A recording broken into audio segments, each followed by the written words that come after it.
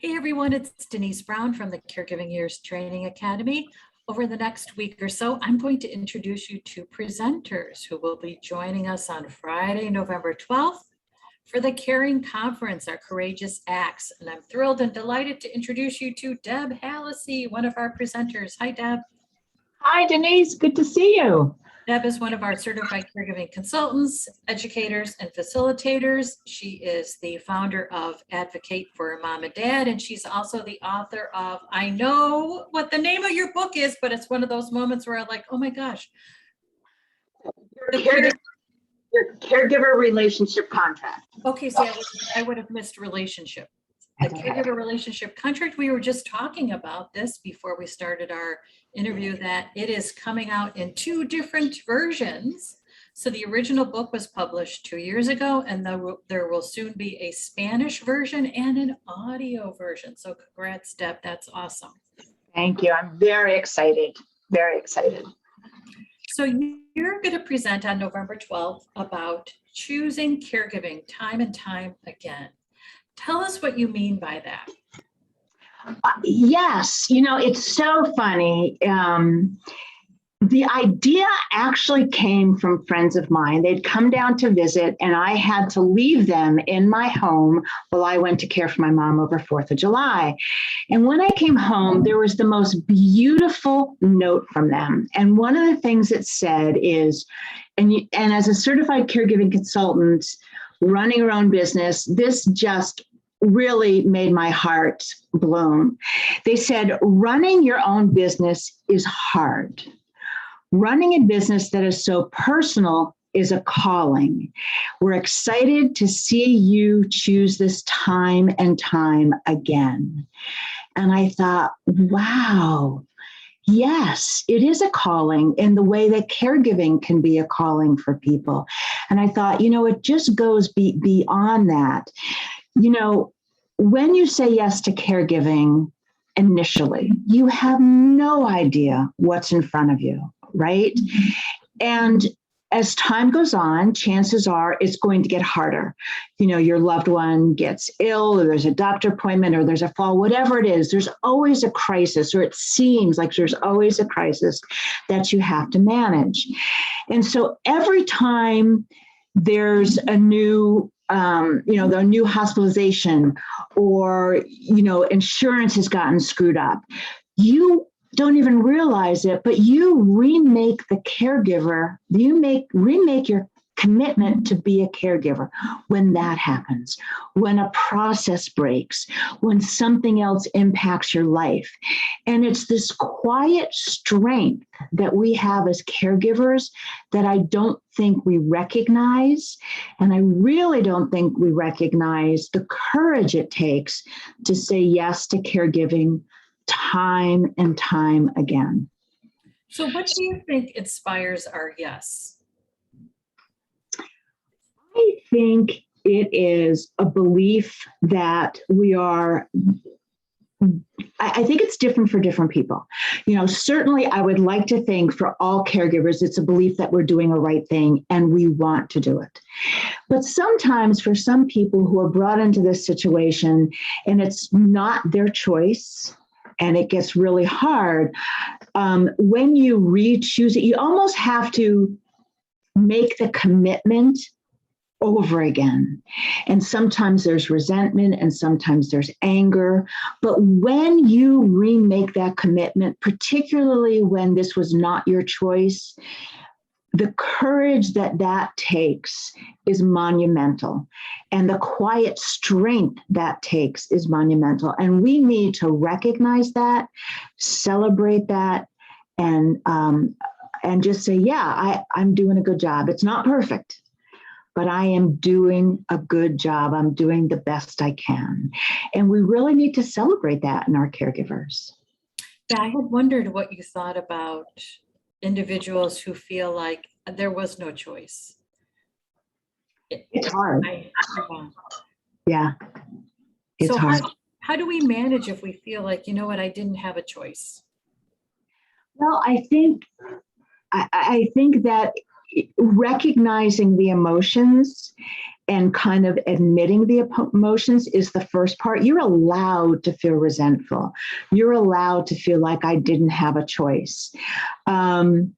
What you choose to do with those emotions are different. And so I think one of the things that's really important is saying, okay, this wasn't my choice, and maybe this isn't forever. I think sometimes as caregivers, we fall into this place like, oh, this will never, and I'll be here forever. I'm going to die doing this.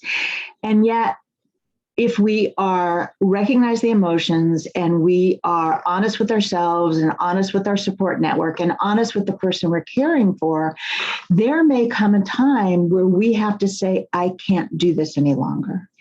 And that takes as much courage as it does to say yes to it, because now you're going against all kinds of societal norms. You're maybe feeling the guilt. Maybe you have siblings that are saying, what do you mean you're not going to do it anymore? Because you made their life easier in doing it, right? And so, that ability to say, I've said yes all along, and now I need to say yes in a different way for my own physical and mental health, also takes a lot of quiet strength and courage. And we need to not just celebrate that, but we need to make it okay for caregivers to say, we need to look at this and make another decision. I think what's interesting about that is we can look at the intensity of the choice. It could be that I need to choose a different way we structure the day, or we structure our meals, or we structure the weekend. Oftentimes it feels like it is the significant change from all in to all out. And really what you're talking about is what's the change that you can say yes to that really honors who you are and what your life is right now. 100%. And it can be small, and small changes can lead up to a big change. Sometimes you have to make those incremental changes until both parties recognize this is just not sustainable any longer. It just isn't. So here's the thing about a change. Even a good change is stressful. And what happens when we make a change about what we do and how we do it, there could be some guilt around the fact that our yes is to ourselves, but it's a no to someone else. So how do we work through the guilt that we might be feeling? Well, I think it's really interesting. I think if you have insight into your family of origin and gender and birth order biases, I think maybe you can take a step back sometime and say, is this guilt because I'm the daughter and it's expected? Is this guilt because I live in closest proximity? Is this guilt because I feel like I'm letting my loved one down? Or I'm going to catch it from the siblings and the rest of the family because I'm saying enough is enough. And then once you recognize where it comes from, a lot of times it's nothing more than saying, I'm an adult. And if this causes a rift in the relationship, I've got to learn to be okay with that. Where does the guilt come from? And then recognizing, I've talked about that all the time. The only person you could change is yourself, right? Like you're not going to change siblings or anything else. And so just recognize that you can't is really important. And, one of the things, I think of relationships like a dance. So if you change the pattern, people have no choice but to change the pattern as well, or to simply stop dancing. And recognizing, and by putting yourself first, somebody may drop out and stop dancing. You know what? That's okay. That's okay. I also think it goes back to the insight that you had shared earlier, where we have this idea that it's forever. And if there's a change in a relationship, it doesn't mean that the relationship is changed forever. It means there's a change and there's an adjustment, and then there's a right now relationship. And sometimes people will get mad because of a change and they just need a little bit of a break to get mad, and then the relationship might evolve from there. So I think it's helpful to remember right now versus forever. 100%. There are friends who have never been a caregiver who I love dearly, but right now I've put them aside because they don't get it and they have opinions, right? Everybody has an opinion. They don't mind sharing them. And it's like, I'm not going to have this discussion with you. For right now, I'm going to put you aside. It isn't forever. It doesn't have to be forever. But for my own mental, physical, and social well-being, it's for now. And that's okay. That's really okay. Putting yourself first is not what we do as women and as caregivers, and giving yourself permission to make a different choice is really, really important. So what I find in my family is my parents have an idea of who has a more stressful life based on the fact that they have a spouse and children. And so because I don't, I must have a lot of free time and I'm waiting to be of service to them. So their perspective on my life is very different than the reality of my life. And I find that interesting that there's a weave. Sometimes I have to weave through their assumptions in order to make the choice that's right for me. 100%. I also am not married with children, right? And so my mom doesn't necessarily expect it, but other people do. There's some interesting expectations that get put on me by other people. And it's exactly that. It's those assumptions, which are these unspoken expectations that can really get you into trouble. And sometimes there's an unspoken expectation. My mom's 90, like saying something to her in a way, like I just won't voice it, but like you, I will weave my way through it. You kind of pick your battles, but you also stand your ground. Yeah, it's really amazing, these skills that we gain as family caregivers in terms of how many landmines we are navigating and we're not blowing up. I mean, that's pretty amazing. I'm telling you, I am running a small business, but I could walk into a small business and run it in a heartbeat because everything I do as a caregiver is based around, budget and finances and protocols and, navigating relationships. It's wild. It really is. One of my pet peeves is the common definition of a family caregiver that's out in our space. And I believe it's the wrong definition because it's a definition based on tasks. So I actually wrote a newsletter about this a couple of weeks ago, and I pulled out definitions of family caregivers from websites, and it was all based on tasks. You do tasks for a family member. Tasks are part of the experience, but the reality is we are running an enterprise. We are managing, delegating, deciding. We are strategizing. We are budgeting. We are negotiating. We are advocating. These are leadership skills. We are leaders. We are not just the person that makes a meal. We are also a healthcare professional. So we are a stand-in nurse, a stand-in doctor. We're the 24/7 care provider. So it's my pet peeve because when you're not a family caregiver who is focused on tasks, you decide you're not a family caregiver based on that definition. And that means that you decide then, well, I'm not a family caregiver, so I don't think I should join a support group for family caregivers. I don't think I should look to resources for family caregivers because it doesn't sound like I'm one. And then you opt out. And that is a travesty because anyone who worries about a family member deserves help and support. 100%. It kind of drives me crazy that those definitions is driven by the healthcare industry, the IADLs and ADLs and all that. It's like they completely miss the boat with just how emotional this whole experience is.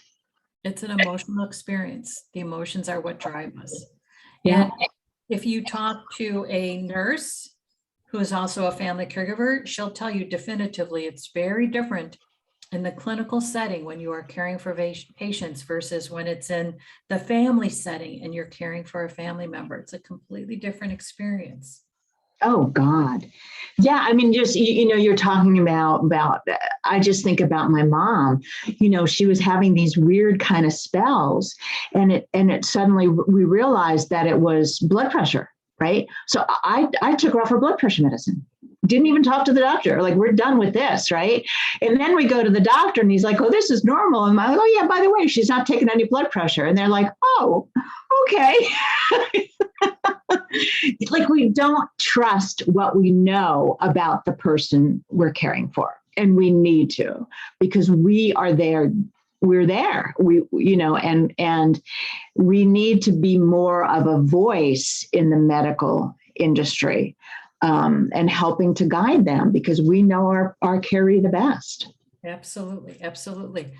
During one of our events, which is Care and Share Our Big Ideas, one of the big ideas I had shared is that we are actually given lab coats to wear, because it changes how people communicate with us when they see us show up in a lab coat. We're not just a pedestrian, so to speak. We are a professional. Changes our how we interface with a healthcare team, because we are part of the team. Our lab coat designates that we've earned a place at the table as a healthcare professional. Yeah. Yeah. You and I have talked about this, Denise. The good news is how front and center these conversations are right now in the national realm of things.